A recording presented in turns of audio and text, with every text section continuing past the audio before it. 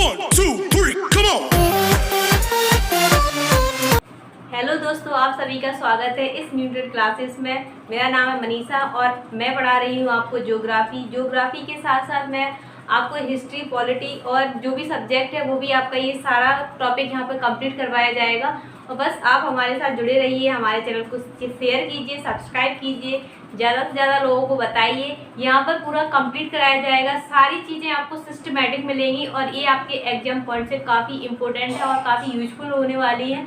यही तरीका है आपको हर मटेरियल एक जगह सिस्टमेटिक मिल जाए और एग्जाम के टाइम पे आपको कहीं इधर उधर कोई भी किताब उठाने की ज़रूरत ना पड़े। बस आप हमारे साथ जुड़े रहिए और हर चीज़ को बिल्कुल सिस्टमेटिक तरीके से पढ़िए और याद कीजिए, बार बार चीज़ों को रिवाइज कीजिए। यही आपकी लर्निंग है, यही आपकी सीख है। तो अपना चल रहा है ज्योग्राफी में अपन क्लाइमेटोलॉजी वाला टॉपिक अपन ने उठाया है। इसमें अपन ने देखा था क्लाइमेटोलॉजी के अकॉर्डिंग अपन ने जलवायु देखी, यानी कि जलवायु क्या होती है। जलवायु मतलब किसी स्थान विशेष पर जो दीर्घकालिक यानी कि दीर्घकालिक जो औसत वायुदाब होता है उसमें तापमान, दाब, आर्द्रता आदि में किसी भी प्रकार का कोई परिवर्तन देखने को नहीं मिलता है, उसको जलवायु बोला गया।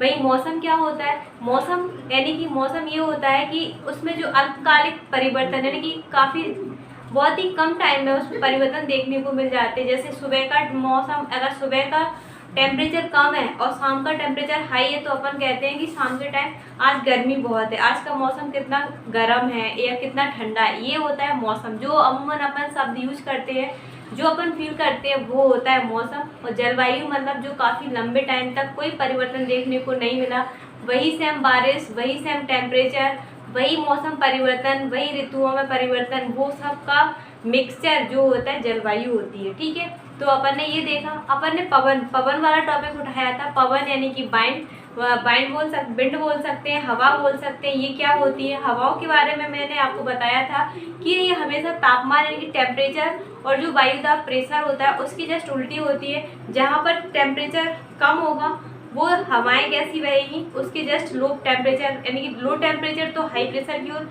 हाई प्रेशर तो लो टेम्परेचर। तो इनमें जस्ट पूछा जाता है कि पवन है उनका तापमान और वायुदाब के साथ कैसा संबंध रहता है, तो हमेशा उल्टा संबंध रहेगा। ये आपसे अगर क्वेश्चन पूछा जाए तो आप इसको याद रखना, क्योंकि ये बहुत इंपॉर्टेंट क्वेश्चन होते हैं, बहुत सिंपल क्वेश्चन होते हैं जो हमें पेपर से क्या करवा देते हैं, बाहर करवा देते हैं। अपन ये सोचते हैं कि हमें तो सब कुछ आता है, लेकिन सब कुछ आना ही अपनी गलतफहमी होती है। जीएस का पोर्शन है, इसमें सब कुछ आना नहीं होता। इसमें जीएस अथाह है, एक बहुत बड़ा सागर महासागर की तरह है, कहीं से भी कुछ भी आ सकता है। लेकिन हमारे साथ जुड़े हैं तो आप इस अथाह और महासागर को पार कर जाओगे। तो हमारे साथ जुड़िए। अब चलते हैं अपना मेन टॉपिक पवन के बारे में अगर बता दें, पवन क्या होती है, धाराएं क्या होती हैं। यहीं पर अपन इस जस्ट ये खत्म होगा तो अपन धाराओं के बारे में पढ़ेंगे। पवन मतलब होती है, पवन यानी कि हवा, वो हवा जो क्षैतिज वायुमंडल में क्षैतिज यानी कि इस तरीके से बह रही होती है उसको बोलते हैं पवन। यानी कि क्षैतिज दिशा में बहने वाली हवा को क्या कहते हैं, पवन बोलते हैं। अगर आपसे क्वेश्चन पूछा जाए कि पवन क्या होती है या हवा क्या होती है, विंड क्या होती है, तो आप कहोगे कि वायुमंडल में क्षैतिज दिशा में बहने वाली हवा को ही हम क्या कहते हैं, पवन कहते हैं। ये कितने प्रकार की होती है, तो इनको अपन ने अलग अलग पढ़ने के तरीके से इनको अलग अलग क्लासिफिकेशन किया है। देखते हैं इस तरीके से अपन देखते हैं।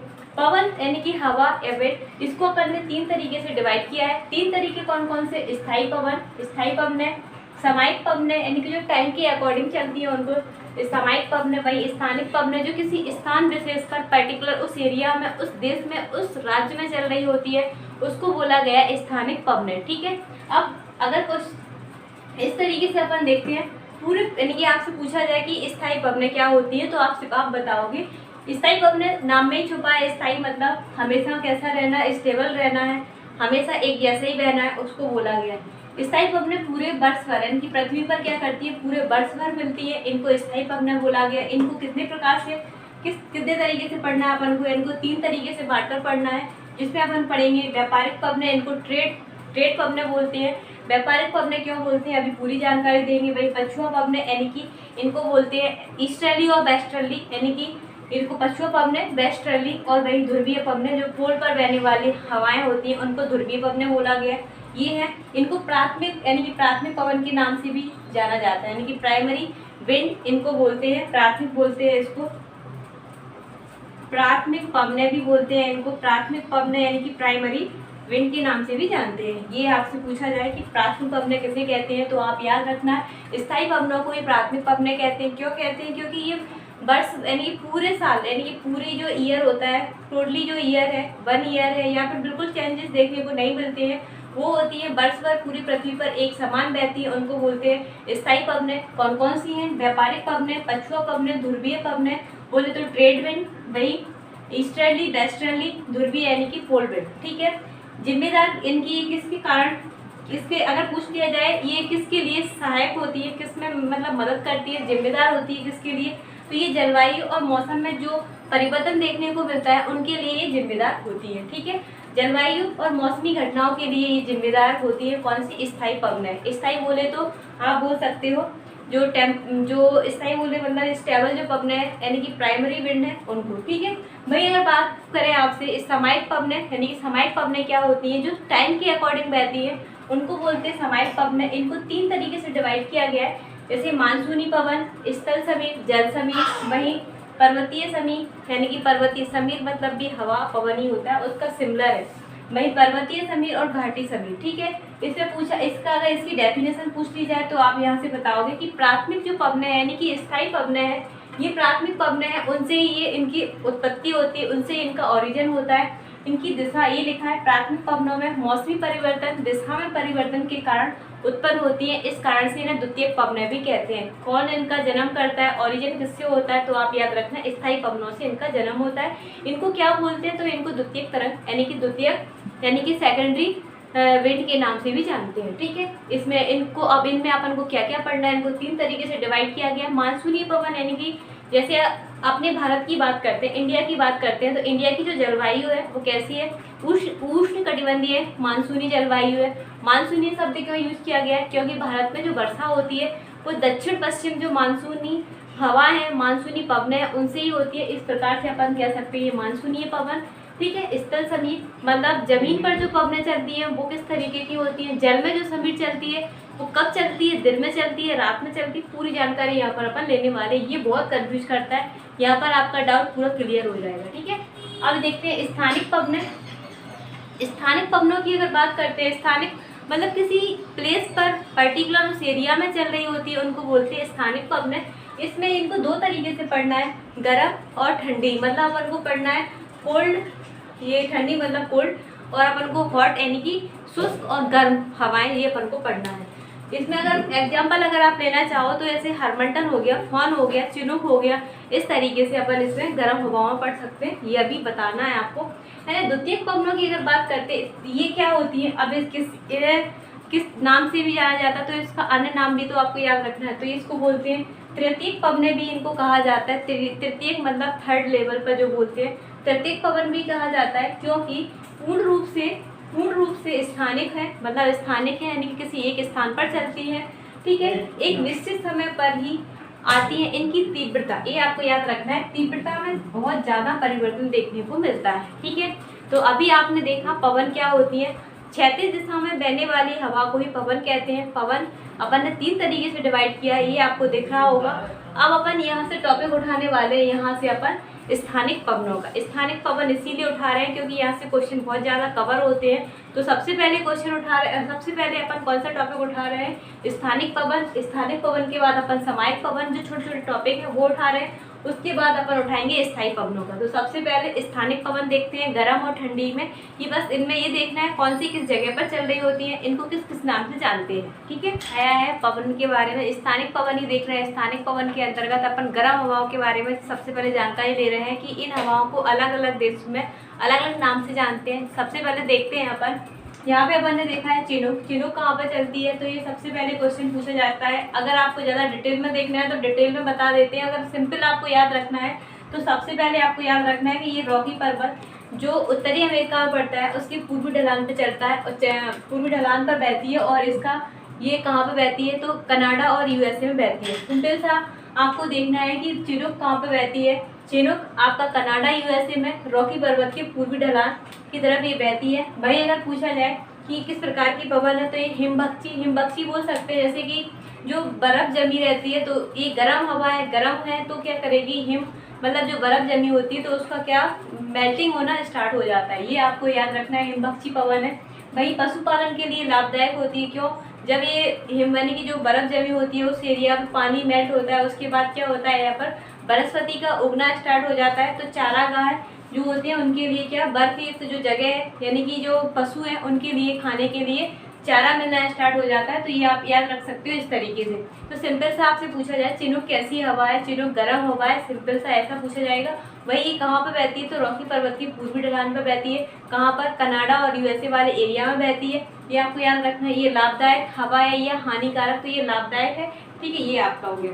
भाई अगर बात करते हैं फॉन यानी कि आल्पस पर्वत, आल्पस पर्वत सबसे पहले जब अपन वर्ल्ड मैप पढ़ेंगे पूरा यूरोप, अफ्रीका, एशिया, उत्तरी अमेरिका, दक्षिणी अमेरिका, ये पूरा पढ़ेंगे तब आपको पर्वत की पूरी जानकारी होगी। लेकिन अभी आपको जस्ट याद रखना है कि आल्पस पर्वत जो है वो कहाँ पड़ता है, तो यूरोप महाद्वीप में पड़ता है, यूरोप कॉन्टिनेंट में पड़ता है। वो भी कहाँ पर पड़ता है, तो इटली और इटली स्विट्जरलैंड वाला जो एरिया होता है वहाँ पर पड़ता है। तो आल्पस पर्वत के उत्तर में जो हवा बहती है उसको बोलते हैं फॉन।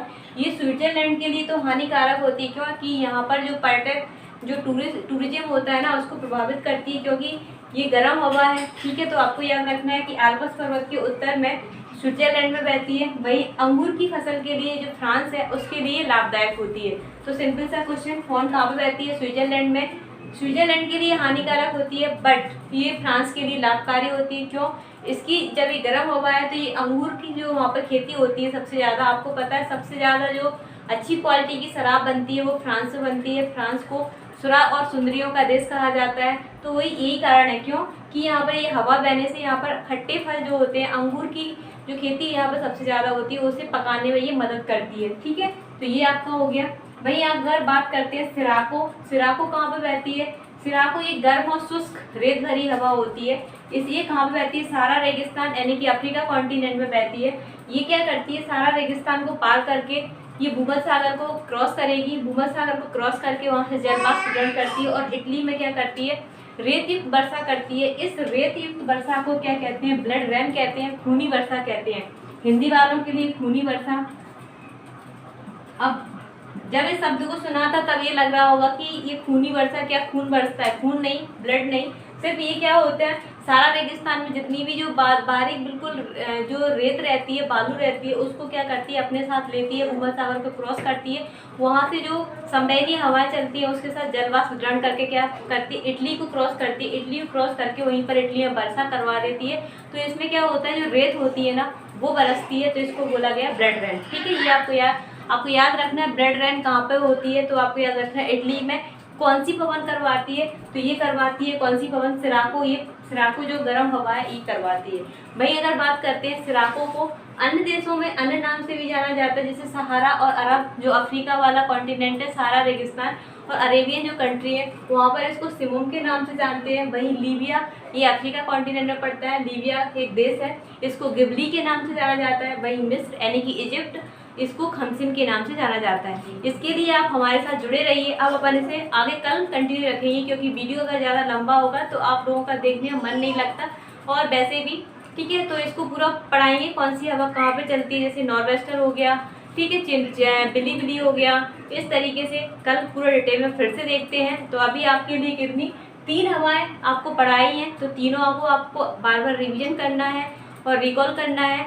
ठीक है, जब तक आपके माइंड में जीएस को लेकर कोई भी जीएस हो चाहे मैथ हो, जब तक आपके माइंड में क्वेश्चन नहीं घूमेंगे तब तक आप तैयारी के लिए यानी कंपटीशन में आप अभी उतरे नहीं हैं। जब आपके माइंड में क्वेश्चन घूमने लगेंगे तो समझो कि हम कंपटीशन के दौर में आ गए हैं। इस बात को आप याद रखना। तो इसके लिए हमारे साथ जुड़े रहिए। Thank you.